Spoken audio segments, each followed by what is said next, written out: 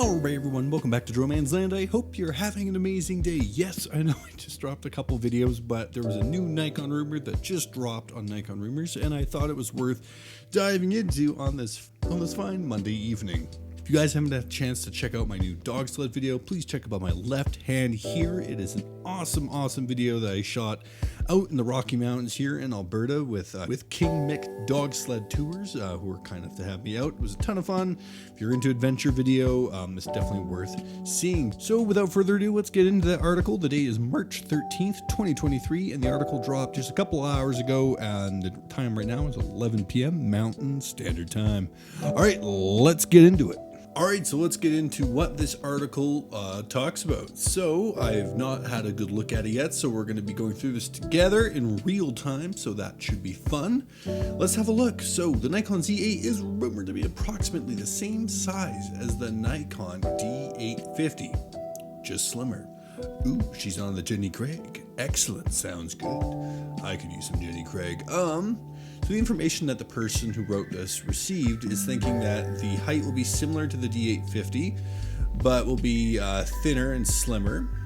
So this is kind of interesting. So like the D850 was not a small camera, but it's also not as big as what the Z9 is, which is cool. This brings the question, why is the Z8 so much bigger than the Z6 and Z7? What kind of functionality and hardware will the Z8 have that requires a size similar to the D850? The current set of rumored specifications does not really answer this, except for maybe 8K. This is this is kind of interesting. Like, the Z8 you would think would be smaller than the Z9. If it's a D850 size, that's not much smaller. The only thing that makes it maybe slightly smaller is the fact there wouldn't be a battery grip. But, like, that's still a pretty big camera, and I feel like, at least for a hybrid shooter, you want something maybe a little bit smaller. I mean, obviously it's not a Z6 III, which is what I'm waiting for, but I feel like that's kind of interesting. But here are what the rumored specs are that the author of this article has shared with us. And again, he's saying that these are gathered from different sources. This isn't a guarantee. He's not guaranteeing that this is going to be what the Z8 is. It's just an amalgamation of research that he's put together from different sources on what it could be. So he's thinking somewhere between the Z7 and Z9. Some people are thinking it'll be a similar form factor to the Z6 or the Z7. I would prefer that to the form factor of a D850. Again, yeah, D850, like it's not a huge camera, but it's a pretty big camera body. I mean, I guess if it was as tall as the D850, but as thin as like a Z6, that wouldn't be like horrible, but you know, it's still pretty tall.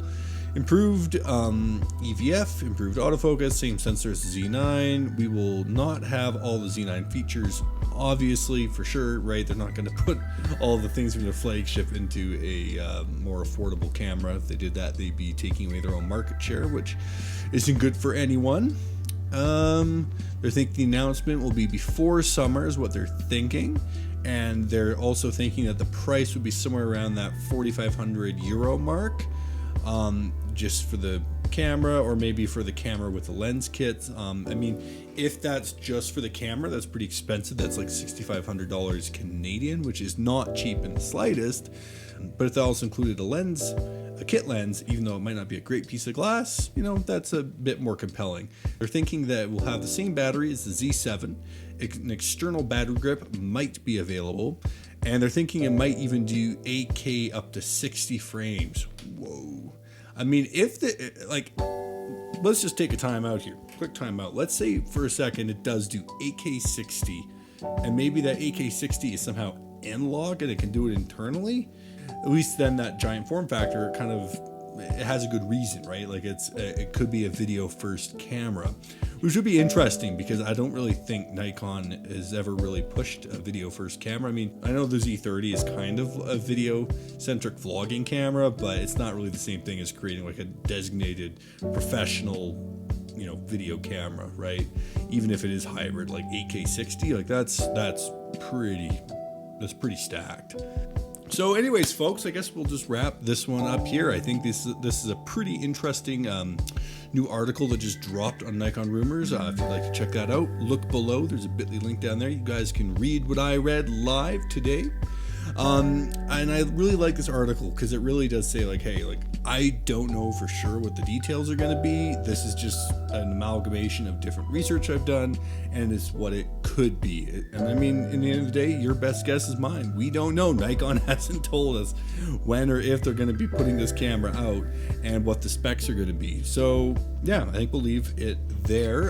Again, ideally, I would love to see a Nikon Z6 III come out first. I think that camera would be more of a fit for me, but in the comments below, I know I've said it many times, what new full frame camera would you like to see Nikon come out with in 2023 and why? We'll wrap this one here. Hit that like button, subscribe to the channel, and remember to take beautiful photos every single day. Don't do it for the views, do it for yourself. We'll see you in the next one. Have a great day. Whoom!